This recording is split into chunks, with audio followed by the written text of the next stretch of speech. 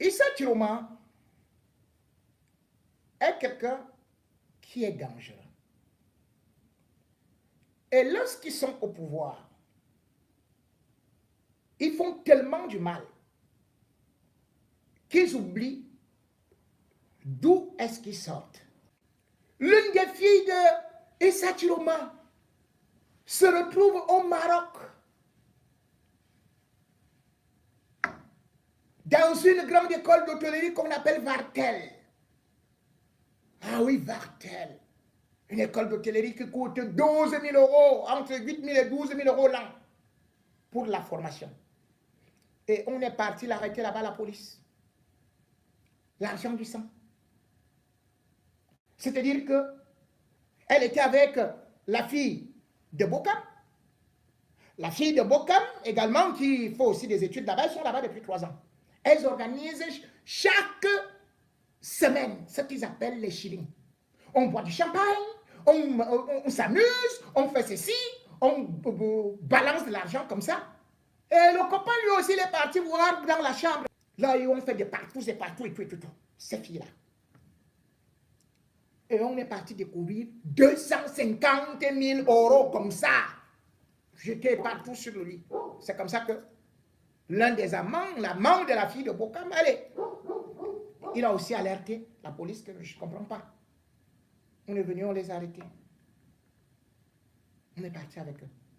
Issa Chiroma a négocié avec les Bokam pour qu'on les libère en passant par l'école. Parce que comme au Maroc, bien évidemment, l'économie est beaucoup basée non seulement sur le tourisme, mais aussi sur des écoles de formation. Mais n'oubliez pas que Issa Chiroma est ministre de la formation professionnelle. On te nomme ministre de la formation professionnelle. Il dit qu'il forme les hôteliers. Il dit qu'il forme les métallurgistes. Il dit qu'il va mettre... C'est ce qu'il a déclaré depuis 2019. Mais sa propre fille, lui, il envoie sa fille où? Au Maroc, à Vartel. Et elle s'amuse là-bas avec des gold cards. Ces gold cards-là ont été récupérées. Les filles disent que non, elles ont pris. Donc, on prend même les gold cards. Aïssa Chiroma, il ne sait même pas qu'on est en train de retirer de l'argent dans son compte. Tellement il y en a des milliards et tout. La politique au Cameroun, quand ils disent qu'ils sont des opposants, des gens comme les Issa Chiroma aujourd'hui, personne ne peut savoir que voilà quelqu'un qui a été ministre des Transports. Dès qu'on l'a relevé du gouvernement, qu'est-ce qu'il a fait? Issa Chiroma a repris les pancartes 2 ans après, puisqu'il n'avait plus à manger. Il portait déjà les chaussettes rouges, avec une chaussure trouée, qui était inclinée. Parce qu'il partait dans des ministères pour demander à ses anciens collègues que, pardon, donnez-moi aussi à manger. On lui donnait seulement quelques bons de carburant. On lui dit, il faut seulement vraiment supplier, il faut insulter les gens de l'opposition et tout et tout. Mais entre-temps, Issa Chiroma d'abord insulté encore Paul Biya. Il était devenu encore opposant. Quand tu vois qu'il a trop faim, il dit, hey, l'histoire, tu veux même faire comment?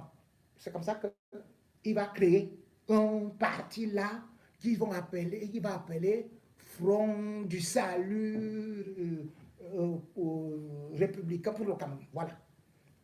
Voilà le parti de Issa Chiroma qui est créé en 2007. Et c'est pour ça que Paul Biya le reprend au gouvernement en 2009. Et il devient ministre de la Communication. Il est resté là jusqu'en 2019. Issa Chiroma, c'est lui qui faisait le travail qu'Atangani fait aujourd'hui. C'est-à-dire que dès qu'un journaliste parle, il dit quoi? Tu veux insulter Paul Biya? Arrêtez.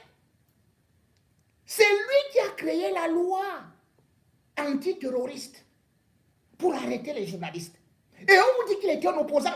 Le gars là, il marchait avec un pantalon troué. Issa Chiroma. Quand il s'asseyait, il mettait les mains entre les jambes comme ça là. Il buvait le whisky en sachet. Issa Chiroma.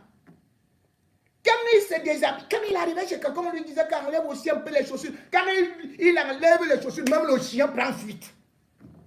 Voilà Issa Chiroma là qui est multimilliardaire. Multimilliardaire. Tous se sont sucrés sur le sang des Camerounais, comme Issa Chiroma. Tous ont profiter de nos malheurs.